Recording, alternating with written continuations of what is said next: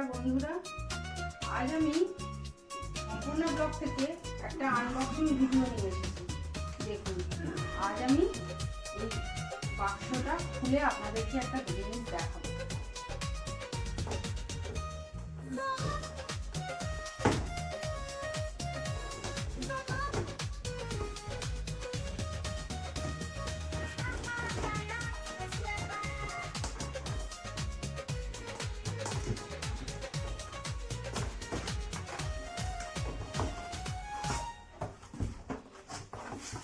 এর মধ্যে আছে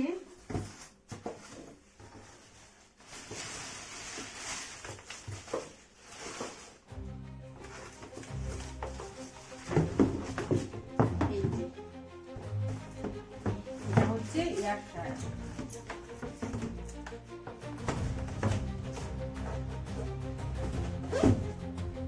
এখন তো সবাই খুব হেলথ কনসাস, তেল সবাই খেতে চায় না, সেই জন্য এটা কম তেলে যে কোনো ভাজাভুজি যে কোনো সবই করা যাবে, বিশেষ করে ভাজা জিনিসটা।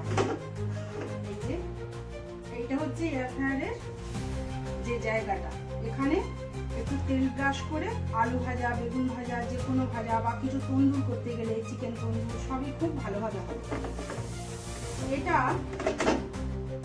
আমাদের নতুন জিনিস, এরকম জিনিস খুব দরকার, আমাদের ছিল না।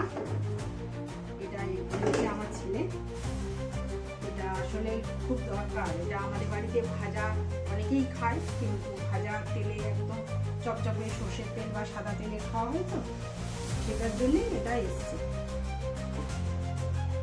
দেখুন, এটাকে স্টার্ট করবো আমি, তার জন্য আমি সুইচ দিয়েছি, সুইচ দিয়ে দিয়েছি।